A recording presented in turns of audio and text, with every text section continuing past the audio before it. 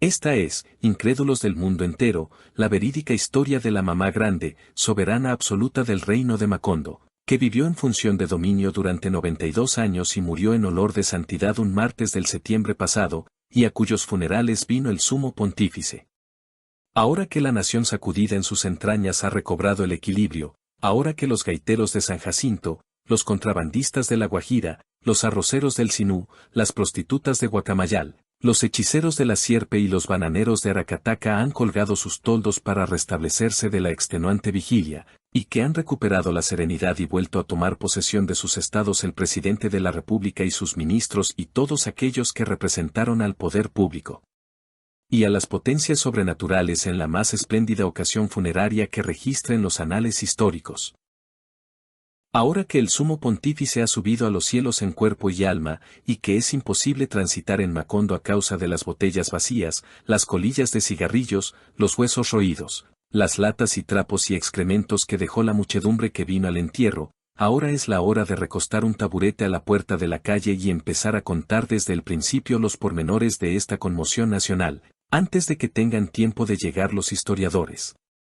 Hace 14 semanas, después de interminables noches de cataplasmas, sinapismos y ventosas, demolida por la delirante agonía, la mamá grande ordenó que la sentaran en su viejo mecedor de bejuco para expresar su última voluntad. Era el único requisito que le hacía falta para morir. Aquella mañana, por intermedio del padre Antonio Isabel, había arreglado los negocios de su alma, y solo le faltaba arreglar los de sus arcas con los 9 sobrinos, sus herederos universales, que velaban en torno al lecho. El párroco, hablando solo y a punto de cumplir 100 años, permanecía en el cuarto. Se habían necesitado 10 hombres para subirlo hasta la alcoba de la mamá grande, y se había decidido que allí permaneciera para no tener que bajarlo y volverlo a subir en el minuto final. Nicanor, el sobrino mayor, titánico y montaraz, vestido de caqui, botas con espuelas y un revólver calibre 38, cañón largo, ajustado bajo la camisa, fue en busca del notario. La enorme mansión de 2 plantas, olorosa a melaza y a orégano, con sus oscuros aposentos atiborrados de arcones y cachivaches de 4 generaciones convertidas en polvo, se había paralizado desde la semana anterior a la expectativa de aquel momento. En el profundo corredor central, con garfios en las paredes donde en otro tiempo se colgaron cerdos desollados y se desangraban venados en los soñolientos domingos de agosto, los peones dormían amontonados sobre sacos de sal y útiles de labranza, esperando la orden de ensillar las bestias para divulgar la mala noticia en el ámbito de la hacienda desmedida. El resto de la familia estaba en la sala. Las mujeres lívidas, desangradas por la herencia y la vigilia, guardaban un luto cerrado que era una suma de incontables lutos superpuestos. La rigidez matriarcal de la mamá grande había cercado su fortuna y su apellido con una alambrada sacramental, dentro de la cual los tíos se casaban con las hijas de las sobrinas, y los primos con las tías, y los hermanos con las cuñadas, hasta formar una intrincada maraña de consanguinidad que convirtió la procreación en un círculo vicioso. Solo Magdalena, la menor de las sobrinas, logró escapar al cerco, aterrorizada por las alucinaciones se hizo exorcizar por el padre Antonio Isabel, se rapó la cabeza y renunció a las glorias y vanidades del mundo en el noviciado de la prefectura apostólica. Al margen de la familia oficial y en ejercicio del derecho de pernada, los varones habían fecundado hatos, veredas y caseríos con toda una descendencia bastarda, que circulaba entre las servidumbres sin apellidos a título de ahijados, dependientes, favoritos y protegidos de la mamá grande. La inminencia de la muerte removió la extenuante expectativa. La voz de la moribunda, acostumbrada al homenaje y a la obediencia, no fue más sonora que un bajo de órgano en la pieza cerrada, pero resonó en los más apartados rincones de la hacienda. Nadie era indiferente a esa muerte. Durante el presente siglo, la mamá grande había sido el centro de gravedad de Macondo, como sus hermanos, sus padres y los padres de sus padres lo fueron en el pasado, en una hegemonía que colmaba 2 siglos. La aldea se fundó alrededor de su apellido. Nadie conocía el origen ni los límites ni el valor real del patrimonio, pero todo el mundo se había acostumbrado a creer que la mamá grande era dueña de las aguas corrientes y estancadas, llovidas y por llover, y de los caminos vecinales, los postes del telégrafo, los años bisiestos y el calor, y que tenía además un derecho heredado sobre vida y haciendas. Cuando se sentaba a tomar el fresco de la tarde en el balcón de su casa, con todo el peso de sus vísceras y su autoridad aplastado en su viejo mecedor de bejuco, parecía en verdad infinitamente rica y poderosa, la matrona más rica y poderosa del mundo. A nadie se le había ocurrido pensar que la mamá grande fuera mortal, salvo a los miembros de su tribu, y a ella misma, aguijoneada por las premoniciones seniles del padre Antonio Isabel. Pero ella confiaba en que viviría más de 100 años, como su abuela materna, que en la guerra de 1875 se enfrentó a una patrulla del coronel Aureliano Buendía, atrincherada en la cocina de la hacienda. Solo en abril de este año comprendió la mamá grande que Dios no le concedería el privilegio de liquidar personalmente, en franca refriega, a una horda de masones federalistas. En la primera semana de dolores el médico de la familia la entretuvo con cataplasmas de mostaza y calcetines de lana. Era un médico hereditario, laureado en Montpellier, contrario por convicción filosófica a los progresos de su ciencia, a quien la mamá grande había concedido la prebenda de que se impidiera en Macondo el establecimiento de otros médicos. En un tiempo recorría el pueblo a caballo, visitando a los lúgubres enfermos del atardecer, y la naturaleza le concedió el privilegio de ser padre de numerosos hijos ajenos. Pero la artritis le anquilosó en un chinchorro, y terminó por atender a sus pacientes sin visitarlos, por medio de suposiciones, correveidiles y recados. Requerido por la mamá grande atravesó la plaza en pijama, apoyado en 2 bastones, y se instaló en la alcoba de la enferma. Solo cuando comprendió que la mamá grande agonizaba, hizo llevar un arca con pomos de porcelana marcados en latín y durante 3 semanas embadurnó a la moribunda por dentro y por fuera con toda suerte de emplastos académicos, julepes magníficos y supositorios magistrales. Después le aplicó sapos ahumados en el sitio del dolor y sanguijuelas en los riñones, hasta la madrugada de ese día en que tuvo que enfrentarse a la disyuntiva de hacerla sangrar por el barbero o exorcizar por el padre Antonio Isabel. Nicanor mandó a buscar al párroco.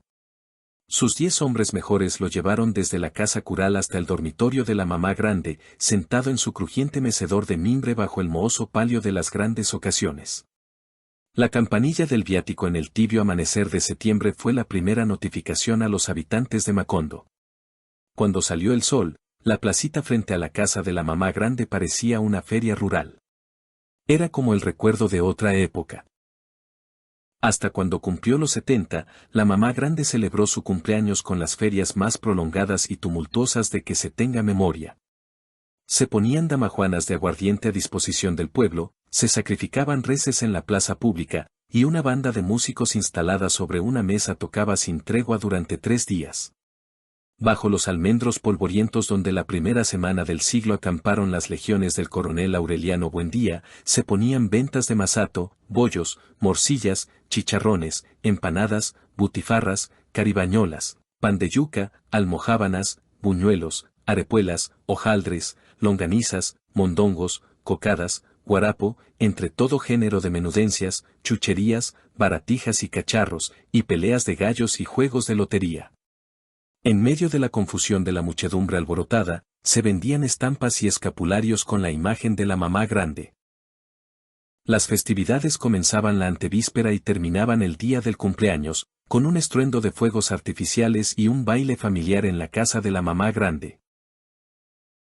Los selectos invitados y los miembros legítimos de la familia, generosamente servidos por la bastardía, bailaban al compás de la vieja pianola equipada con rollos de moda.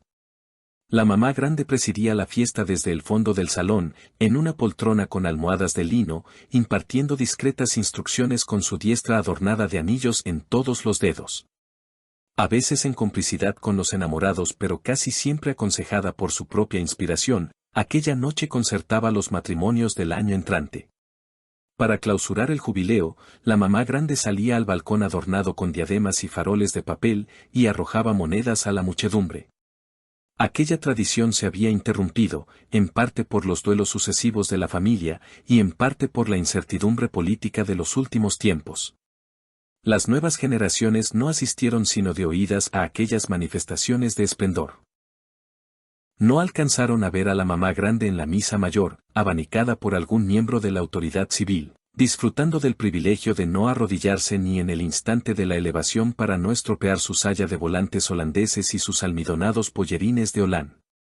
Los ancianos recordaban como una alucinación de la juventud los 200 metros de esteras que se tendieron desde la casa solariega hasta el altar mayor, la tarde en que María del Rosario Castañeda y Montero asistió a los funerales de su padre, y regresó por la calle Esterada investida de su nueva e irradiante dignidad, a los 22 años, convertida en la mamá grande. Aquella visión medieval pertenecía entonces no solo al pasado de la familia, sino al pasado de la nación. Cada vez más imprecisa y remota, visible apenas en su balcón sofocado entonces por los geranios en las tardes de calor, la mamá grande se esfumaba en su propia leyenda. Su autoridad se ejercía a través de Nicanor. Existía la promesa tácita, formulada por la tradición, de que el día en que la mamá grande lacrara su testamento, los herederos decretarían 3 noches de jolgorios públicos.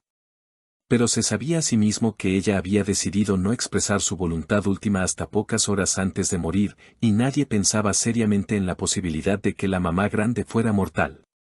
Solo esa madrugada, despertados por los encerros del viático, los habitantes de Macondo se convencieron de que la mamá grande no solo era mortal, sino que se estaba muriendo. Su hora era llegada.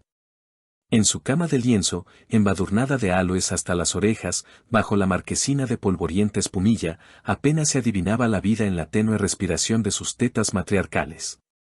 La mamá grande, que hasta los 50 años rechazó a los más apasionados pretendientes y que fue dotada por la naturaleza para amamantar ella sola a toda su especie, agonizaba virgen y sin hijos. En el momento de la extremaunción, el padre Antonio Isabel tuvo que pedir ayuda para aplicarle los óleos en la palma de las manos, pues desde el principio de su agonía la mamá grande tenía los puños cerrados. De nada valió el concurso de las sobrinas.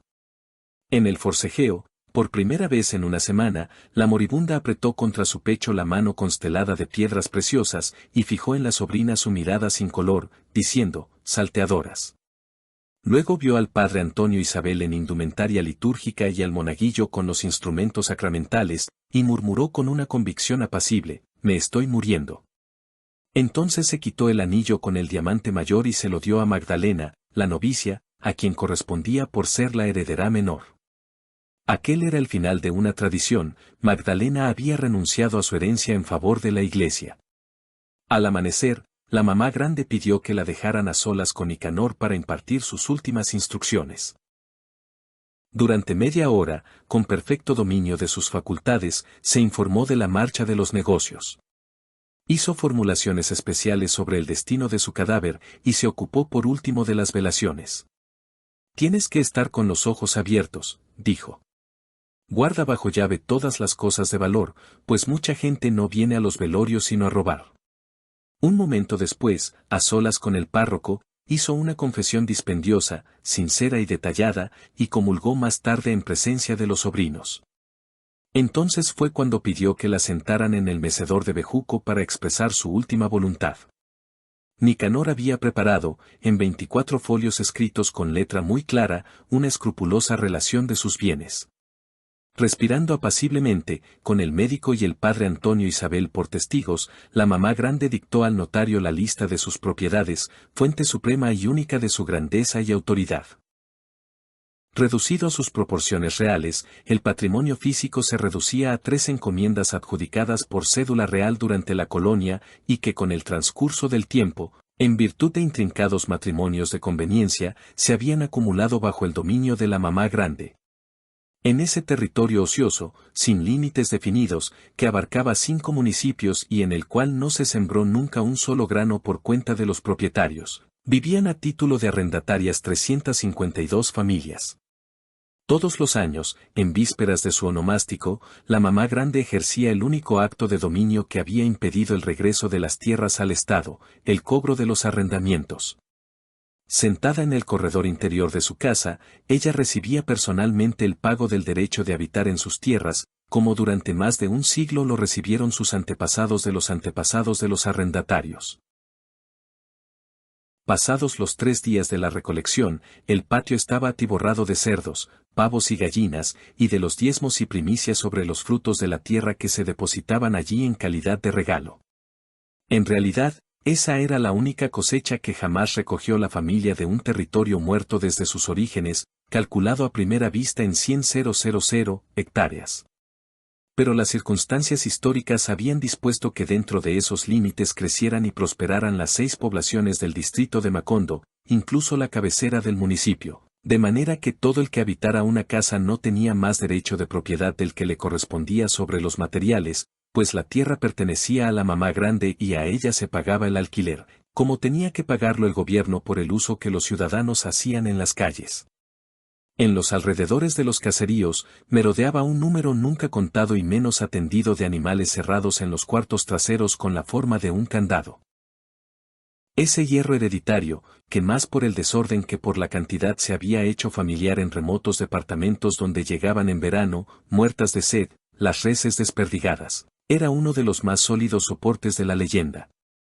Por razones que nadie se había detenido a explicar, las extensas caballerizas de la casa se habían vaciado progresivamente desde la última guerra civil, y en los últimos tiempos se habían instalado en ellas trapiches de caña, corrales de ordeño y una piladora de arroz. Aparte de lo enumerado, se hacía constar en el testamento la existencia de 3 vasijas de morrocotas enterradas en algún lugar de la casa durante la Guerra de Independencia, que no habían sido halladas en periódicas y laboriosas excavaciones. Con el derecho de continuar la explotación de la tierra arrendada y de percibir los diezmos y primicias y toda clase de dádivas extraordinarias, los herederos recibían un plano levantado de generación en generación, y por cada generación perfeccionado, que facilitaba el hallazgo del tesoro enterrado. La mamá grande necesitó 3 horas para enumerar sus asuntos terrenales. En la sofocación de la alcoba, la voz de la moribunda parecía dignificar en su sitio cada cosa enumerada. Cuando estampó su firma, balbuciente, y debajo estamparon la suya los testigos, un temblor secreto sacudió el corazón de las muchedumbres que empezaban a concentrarse frente a la casa, a la sombra de los almendros polvorientos. Solo faltaba entonces la enumeración minuciosa de los bienes morales. Haciendo un esfuerzo supremo, el mismo que hicieron sus antepasados antes de morir para asegurar el predominio de su especie, la mamá grande se irguió sobre sus nalgas monumentales, y con voz dominante y sincera, abandonada a su memoria, dictó al notario la lista de su patrimonio invisible. La riqueza del subsuelo, las aguas territoriales, los colores de la bandera, la soberanía nacional, los partidos tradicionales, los derechos del hombre, las libertades ciudadanas, el primer magistrado, la segunda instancia, el tercer debate, las cartas de recomendación, las constancias históricas, las elecciones libres, las reinas de la belleza, los discursos trascendentales, las grandiosas manifestaciones, las distinguidas señoritas, los correctos caballeros, los pundonorosos militares, su Señoría Ilustrísima, la Corte Suprema de Justicia, los artículos de prohibida importación, las damas liberales, el problema de la carne, la pureza del lenguaje, los ejemplos para el mundo, el orden jurídico, la prensa libre pero responsable, la Atenas sudamericana, la opinión pública, las lecciones democráticas, la moral cristiana, la escasez de divisas, el derecho de asilo, el peligro comunista, la nave del Estado, la carestía de la vida, las tradiciones republicanas, las clases desfavorecidas. Los mensajes de adhesión. No alcanzó a terminar. La laboriosa enumeración tronchó su último viaje. Ahogándose en el mare magnum de fórmulas abstractas que durante 2 siglos constituyeron la justificación moral del poderío de la familia, la mamá grande emitió un sonoro eructo, y expiró. Los habitantes de la capital remota y sombría vieron esa tarde el retrato de una mujer de 20 años en la primera página de las ediciones extraordinarias, y pensaron que era una nueva reina de la belleza. La mamá grande vivía otra vez la momentánea juventud de su fotografía, ampliada a 4 columnas y con retoques urgentes, su abundante cabellera recogida a lo alto del cráneo con un peine de marfil, y una diadema sobre la gola de encajes. Aquella imagen, captada por un fotógrafo ambulante que pasó por Macondo a principios de siglo y archivada por los periódicos durante muchos años en la división de personajes desconocidos, estaba destinada a perdurar en la memoria de las generaciones futuras.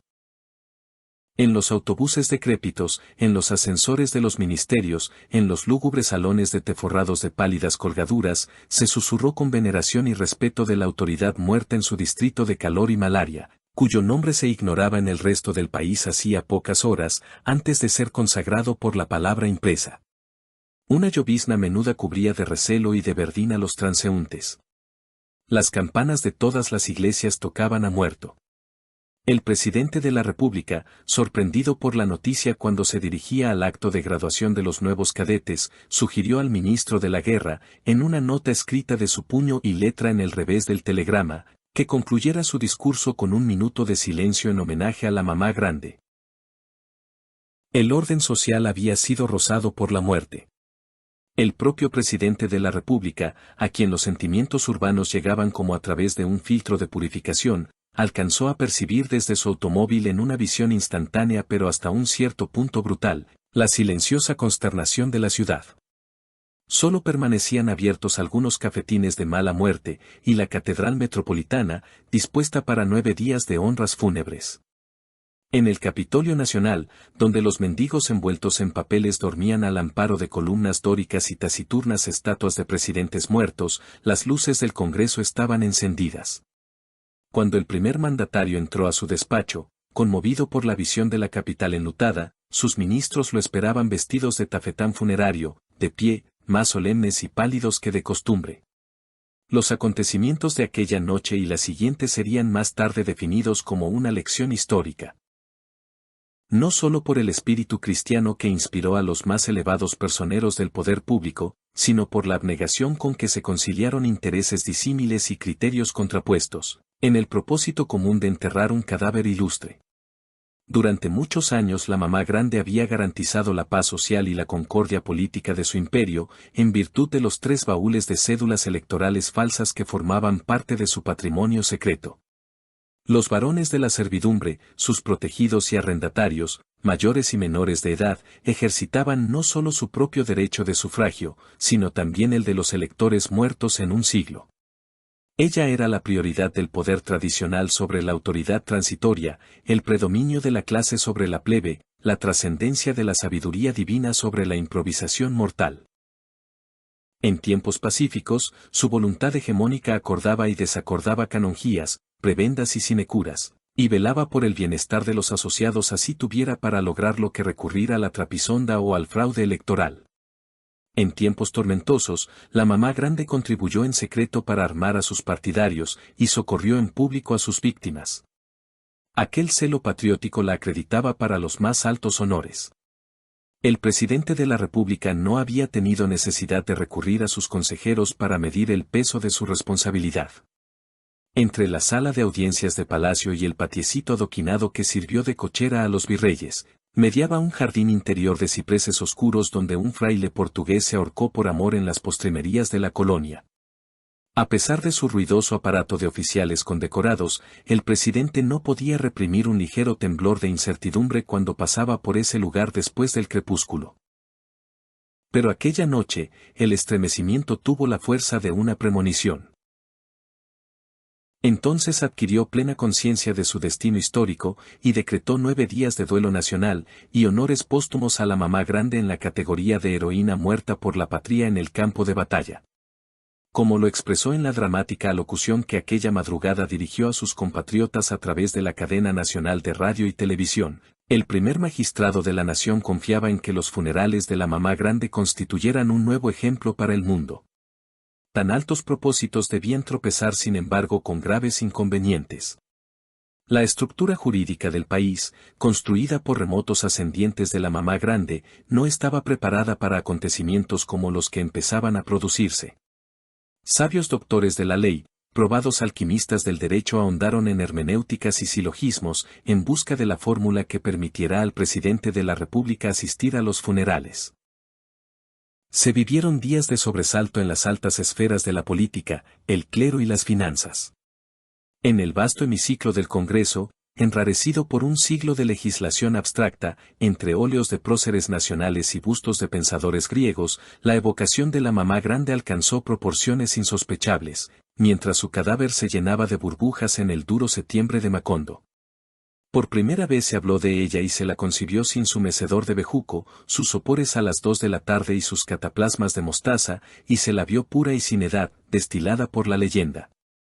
Horas interminables se llenaron de palabras que repercutían en el ámbito de la República, aprestigiadas por los altavoces de la letra impresa.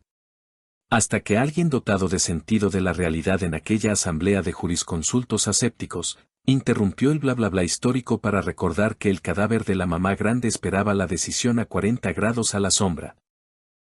Nadie se inmutó frente a aquella irrupción del sentido común en la atmósfera pura de la ley escrita.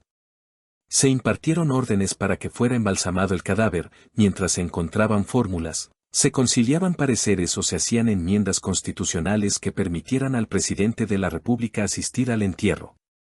Tanto se había parlado, que los parloteos transpusieron las fronteras, traspasaron el océano y atravesaron como un presentimiento las habitaciones pontificias de Castel Gandolfo.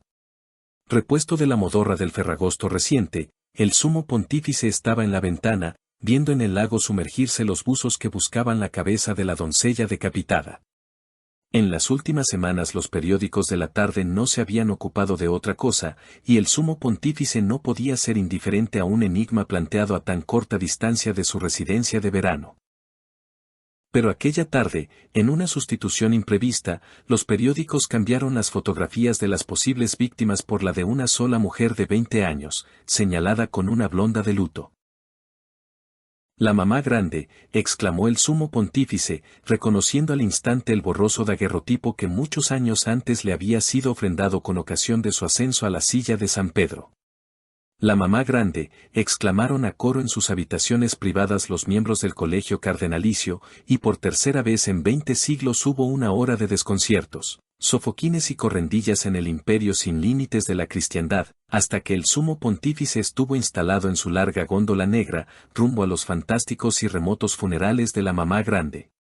Detrás quedaron los luminosos sembrados de melocotones, la vía apia antica con tibias actrices de cine dorándose en las terrazas sin todavía tener noticias de la conmoción, y después el sombrío promontorio del Castel Sant'Angelo en el horizonte del Tíber.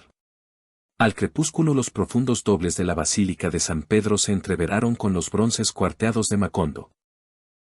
Desde su toldo sofocante, a través de los caños intrincados y las ciénagas sigilosas que marcaban el límite del Imperio Romano y los hatos de la mamá grande, el sumo pontífice oyó toda la noche la bullaranga de los monos alborotados por el paso de las muchedumbres. En su itinerario nocturno la canoa pontificia se había ido llenando de costales de yuca, racimos de plátanos verdes y guacales de gallina, y de hombres y mujeres que abandonaban sus ocupaciones habituales para tentar fortuna con cosas de vender en los funerales de la mamá grande. Su santidad padeció esa noche, por primera vez en la historia de la Iglesia, la fiebre de la vigilia y el tormento de los zancudos. Pero el prodigioso amanecer sobre los dominios de la Gran Vieja, la visión primigenia del reino de la balsamina y de la iguana, borraron de su memoria los padecimientos del viaje y lo compensaron del sacrificio. Nicanor había sido despertado por 3 golpes en la puerta que anunciaban el arribo inminente de su santidad. La muerte había tomado posesión de la casa. Inspirados por sucesivas y apremiantes alocuciones presidenciales, por las febriles controversias de los parlamentarios que habían perdido la voz y continuaban entendiéndose por medio de signos convencionales, hombres y congregaciones de todo el mundo se desentendieron de sus asuntos y colmaron con su presencia los oscuros corredores, los atiborrados pasadizos, las asfixiantes guardas, y quienes llegaron con retardo se treparon y acomodaron del mejor modo en barbacanas, palenques, atalayas, maderámenes y matacanes. En el salón central, momificándose en espera de las grandes decisiones, yacía el cadáver de la mamá grande, bajo un estremecido promontorio de telegramas. Extenuados por las lágrimas, los 9 sobrinos velaban el cuerpo en un éxtasis de vigilancia recíproca. Aún debió el universo prolongar el acecho durante muchos días. En el salón del Consejo Municipal, acondicionado con 4 taburetes de cuero, una tinaja de agua filtrada y una hamaca de lampazo, el sumo pontífice padeció un insomnio sudoroso, entreteniéndose con la lectura de memoriales y disposiciones administrativas en las dilatadas noches sofocantes. Durante el día, repartía caramelos italianos a los niños que se acercaban a verlo por la ventana y almorzaba bajo la pérgola de Astromelias con el padre Antonio Isabel y ocasionalmente con Nicanor. Así vivió semanas interminables y meses alargados por la expectativa y el calor, hasta que Pastor Pastrana se plantó con su redoblante en el centro de la plaza y leyó el bando de la decisión. Se declaraba turbado el orden público, Tarrataplán, y el presidente de la República, Tarrataplán, disponía de las facultades extraordinarias, Tarrataplán, que le permitían asistir a los funerales de la mamá grande, Tarrataplán, Rataplán, plan, plan. El gran día era venido. En las calles congestionadas de ruletas, fritangas y mesas de lotería, y hombres con culebras enrolladas en el cuello que pregonaban el bálsamo definitivo para curar la erisipela y asegurar la vida eterna. En la placita abigarrada donde las muchedumbres habían colgado sus toldos y desenrollado sus petates, apuestos ballesteros despejaron el paso a la autoridad. Allí estaban, en espera del momento supremo, las lavanderas del San Jorge, los pescadores de Perla del Cabo de Vela, los atarrayeros de Ciénega, los camaroneros de Tasajera, los brujos de La Mojana, los salineros de Manaure, los acordeoneros de Valledupar, los chalanes de Ayapel, los papayeros de San Pelayo, los mamadores de Gallo de la Cueva, los improvisadores de las Habanas de Bolívar, los camajanes de Rebolo, los bogas del Magdalena, los tinterillos de Mompox, además de los que se enumeran al principio de esta crónica, y muchos otros. Hasta los veteranos del coronel Aureliano Buendía, el duque de Marlborough a la cabeza, con su atuendo de pieles y uñas y dientes de tigre, se sobrepusieron a su rencor centenario por la mamá grande y los de su especie, y vinieron a los funerales, para solicitar del presidente de la República el pago de las pensiones de guerra que esperaban desde hacía 60 años. Poco antes de las 11, la muchedumbre delirante que se asfixiaba al sol, contenida por una élite imperturbable de guerreros uniformados de dormanes guarnecidos y espumosos morriones, lanzó un poderoso rugido de júbilo. Dignos, solemnes en sus sacolevas y chisteras, el presidente de la República y sus ministros, las comisiones del Parlamento, la Corte Suprema de Justicia, el Consejo de Estado, los partidos tradicionales y el clero, y los representantes de la banca, el comercio y la industria, hicieron su aparición por la esquina de la telegrafía. Calvo y rechoncho, el anciano y enfermo presidente de la República desfiló frente a los ojos atónitos de las muchedumbres que lo habían investido sin conocerlo y que sólo ahora podían dar un testimonio verídico de su existencia. Entre los arzobispos extenuados por la gravedad de su ministerio y los militares de robusto tórax acorazado de insignias, el primer magistrado de la nación transpiraba el hálito inconfundible del poder. En segundo término, en un sereno transcurso de crespones luctuosos, desfilaban las reinas nacionales de todas las cosas habidas y por haber. Por primera vez desprovistas del esplendor terrenal, allí pasaron, precedidas de la reina universal, la reina del mango de hilacha, la reina de la auyama verde, la reina del guineo manzano, la reina de la yuca harinosa, la reina de la guayaba perulera, la reina del coco de agua, la reina del frijol de cabecita negra, la reina de 426 kilómetros de sartales de huevos de iguana, y todas las que se omiten por no hacer interminables estas crónicas. En su féretro con vueltas de púrpura, separada de la realidad por 8 torniquetes de cobre, la mamá grande estaba entonces demasiado embebida en su eternidad de formaldehído para darse cuenta de la magnitud de su grandeza. Todo el esplendor con que ella había soñado en el balcón de su casa durante las vigilias del calor, se cumplió con aquellas 48 gloriosas en que todos los símbolos de la época rindieron homenaje a su memoria. El propio sumo pontífice, a quien ella imaginó en sus delirios suspendido en una carroza resplandeciente sobre los jardines del Vaticano, se sobrepuso al calor con un abanico de palma trenzada y honró con su dignidad suprema los funerales más grandes del mundo. Obnubilado por el espectáculo del poder, el populacho no determinó el ávido aleteo que ocurrió en el caballete de la casa cuando se impuso el acuerdo en la disputa de los ilustres, y se sacó el catafalco a la calle en hombros de los más ilustres. Nadie vio la vigilante sombra de gallinazos que siguió al cortejo por las ardientes callecitas de Macondo, ni reparó que al paso de los ilustres éstas se iban cubriendo de un pestilente rastro de desperdicios. Nadie advirtió que los sobrinos, ahijados, sirvientes y protegidos de la mamá grande cerraron las puertas tan pronto como sacaron el cadáver, y desmontaron las puertas, desenclavaron las tablas y desenterraron los cimientos para repartirse la casa. Lo único que para nadie pasó inadvertido en el fragor de aquel entierro, fue el estruendoso suspiro de descanso que exhalaron las muchedumbres cuando se cumplieron los 14 días de plegarias, exaltaciones y ditirambos, y la tumba fue sellada con una plataforma de plomo. Algunos de los allí presentes dispusieron de la suficiente clarividencia para comprender que estaban asistiendo al nacimiento de una nueva época. Ahora podía el sumo pontífice subir al cielo en cuerpo y alma, cumplida su misión en la tierra, y podía el presidente de la República sentarse a gobernar según su buen criterio, y podían las reinas de todo lo habido y por haber casarse y ser felices y engendrar y parir muchos hijos, y podían las muchedumbres colgar sus toldos según su leal modo de saber y entender en los desmesurados dominios de la mamá grande, porque la única que podía oponerse a ello y tenía suficiente poder para hacerlo, había empezado a pudrirse bajo una plataforma de plomo.